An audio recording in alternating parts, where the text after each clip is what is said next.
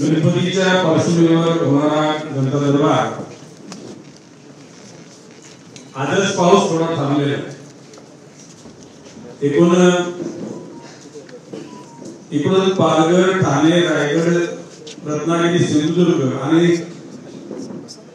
विदर्भाच्या काही जिल्ह्यांमध्ये, मराठवाड्याच्या काही जिल्ह्यांमध्ये, पश्चिम महाराष्ट्रामध्ये आणि खानदेशामध्ये सुद्धा या पावसानं अहंकार माजवला होता.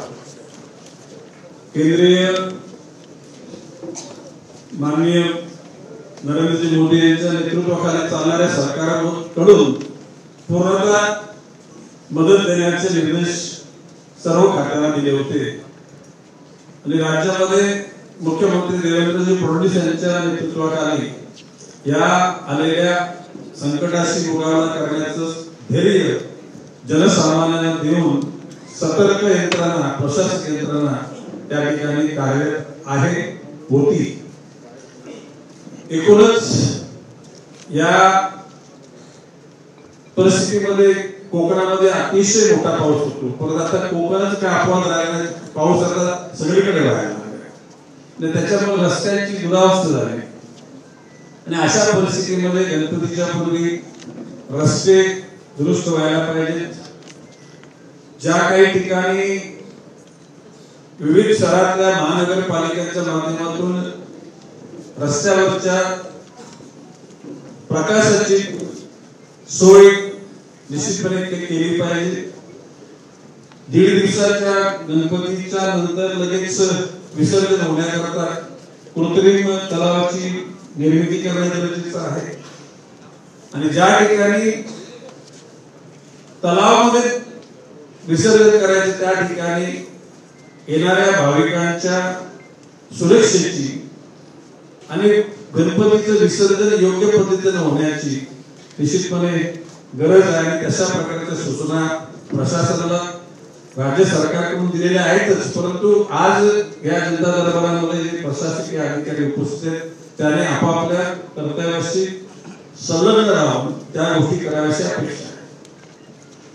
एकूणच भविष्य काळामध्ये जनतेच्या करता शिक्षण व्यवस्था, आरोग्य व्यवस्था, पाणी पुरवठा, यातायात, त्याचबरोबर होणारे उद्योग, व्यापार, महिलांचं सबलीकरण या सर्व अनुषंगाने राज्य शासन सतर्कतेने काम करत आहे आणि आपल्याला त्याचाच भाग म्हणून जनतेच्या असलेल्या अडीअडचणी सोडवण्याकरता जनतेच्या दरबारामध्ये मंत्र्याच्या दरबारात जनता नाही आणि अशा वातावरणामध्ये आपण इथं आलात, आपल्या सगळ्यांना स्वागत करतो. मी एकच विनंती करेन की जे अधिकारी वर्ग आहे, कार्यकर्ते, त्यांनी इथे इकडच्या बाजूला थांबायला हरकत नाही, परंतु ज्याचं काम आहे त्या लोकांनी शांतपणे बसा. टोकन प्रमाणे पुकारला जाईल, त्याचा अर्ज त्याने ऑलरेडी तिथे रजिस्टर करताना दिलेला असेल. आणखी 2 प्रती आणले असेल, एखादी प्रत मी अधिक माझ्याकडे ठेवेन,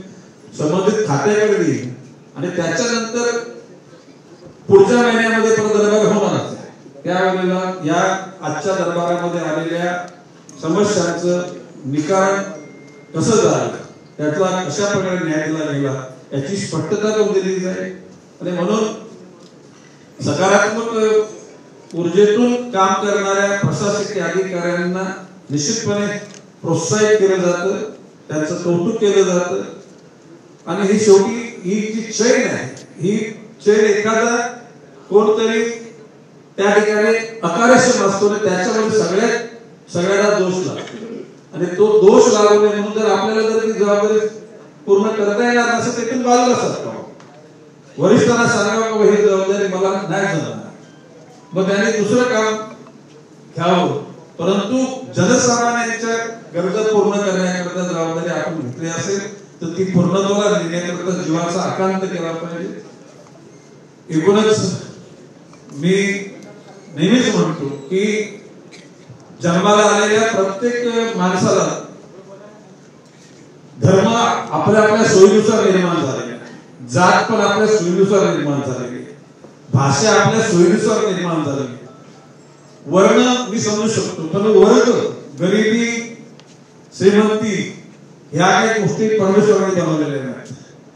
आणि म्हणून मी तर म्हणेन की जाती पातीच्या पक्षाच्या पलीकडे जाऊन ज्या एखाद्या घटकाला जर अडचण असेल ती सोडवण्याकरता प्रशासन यंत्रणेने काम केलं पाहिजे. कसल्याही प्रकारचे त्या ठिकाणी कोणावर अन्याय होणार नाही याची दक्षता घेतली. शेवटी प्रश्न जीवन शरणभंगूर आहे. सगळं इथंच राहणार आहे. इथं काय वर कोणी घेऊन जाणार नाही.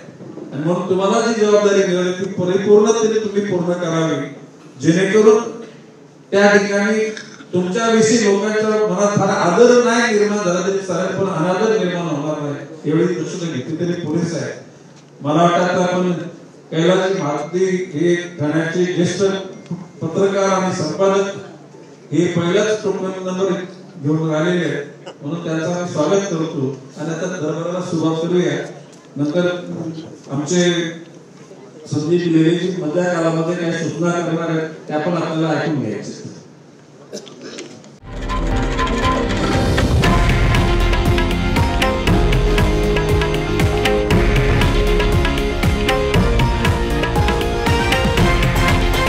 हे आहे देशातील नंबर 1 न्यूज नेटवर्क आणि आपण पाहत आहात TV9 मराठी, एकमेव.